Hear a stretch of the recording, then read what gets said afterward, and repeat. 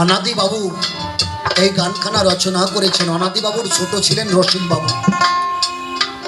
রসিক বাবুকে বলা হতো সিদ্ধান্ত বাগীশ। সারা জীবন কবি গান গেয়ে কিছু সঞ্চয় করেনি।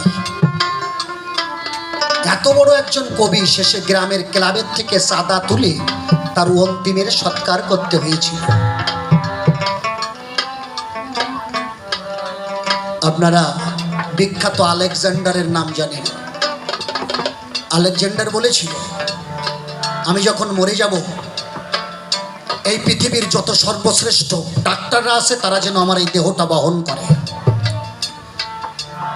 আর কি, আমি যদি মরে যাই, আমার মরে যাওয়ার পরে আমার এই হাত দুইখানা তোমরা যখন আমাকে কাঁচা বাঁশের পালকিতে করে নেবে, কাঁধে করে নেবে, আমার হাত দুইখানা যেন বাইরে থাকে। আর আমার যত অর্থ, আমি পৃথিবী জয় করে যত অর্থ, যত সোনাদানা উপার্জন করেছি সব ছড়াতে ছড়াতে যাবে। একজন জিজ্ঞাসা করলো, আপনি এইটা কেন বললেন? আলেকজান্ডার বলল, এই জন্য বললাম, জগৎকে শিক্ষা দিতে চাই যে মৃত্যু একমাত্র সত্য। যে ডাক্তাররা দ্বিতীয় ভগবান বলা হয়, পৃথিবীর সব থেকে বিখ্যাত বিখ্যাত ডাক্তার ছিল, কিন্তু তারা আমার জীবন বাঁচাইতে পারে নাই। আজকে তারা আমার লাশ বহন করছে। এটা জগৎ জানো। বলল, হাত দুটো বাইরে ব্যাগ করে রাখবো কেন? আলেকজান্ডার বলল যে এত অর্থের মালিক আমি, পৃথিবীতে এত সম্পদ আমি অর্জন করেছি, কিন্তু হাত দুটো কেন বাইরে করতে বলেছি জানো? কেন? বলল, এই জন্য বাইরে বের করে রাখবে যে আমরা জগতে এসেছিলাম শূন্য হাতে, একদিন আবার শূন্য হাতে চলে যাব, কোনো কিছু অর্থ হাতে আমাদের সঙ্গে যাবে না। আর বলছে, এই অর্থ ছড়াতে হবে কেন? বলল, এই অর্থ রাস্তাঘাটে এই জন্য ছড়িয়ে রাখবে যে এই অর্থ পরমার্থের কাজে লাগে না, এই প্রকৃতি থেকে পেয়েছিলাম, আবার প্রকৃতির সঙ্গে লীন হয়ে যাচ্ছে।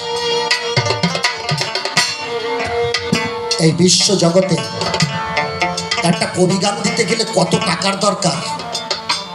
এই কবি গানটার অর্থের বহন করছে আমার বন্ধুবর সুকান্ত দা।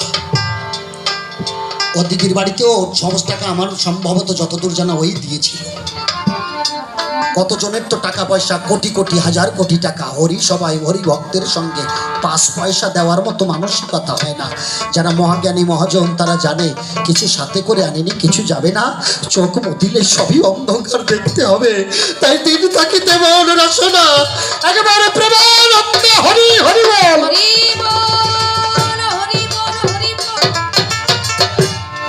ও হরি সবাই যত দান করে এই অর্থ যেন পরমার্থ হয়, আর দীনবন্ধু যেন শেষের দিনে ওর কান্ডারি হয়ে ওর দেহ তরিন ভার বহন করে যেন তার শ্রীপাদ পদ্মে ওকে জায়গা দেয়। আপনারা এইটুকুর জন্য আশীর্বাদ করবেন। কবি গাইলেন কি, ও আমি জীবন খাতার পাতায় কি যে লিখি চাই, কিছু তার মুছে গেছে, কিছু মনে নাই। জীবন খাতার পাতায় কি যে লিখি চাই, কিছু তার মুছে গেছে, কিছু মনে নাই। ওরে উলটিয়া দেখি পাতা,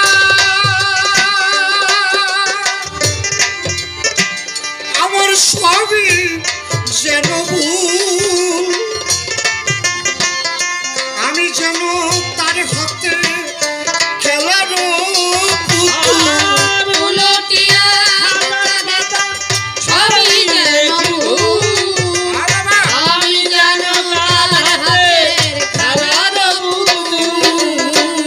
আমি উলটিয়া দেখি পাতা,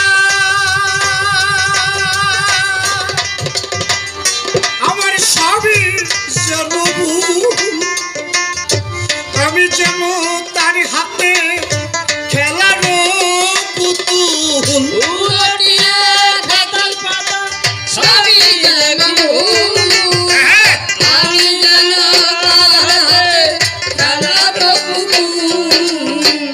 এখন বেদনার শুলি কাটে ওই দিন অনাদি বসে আছে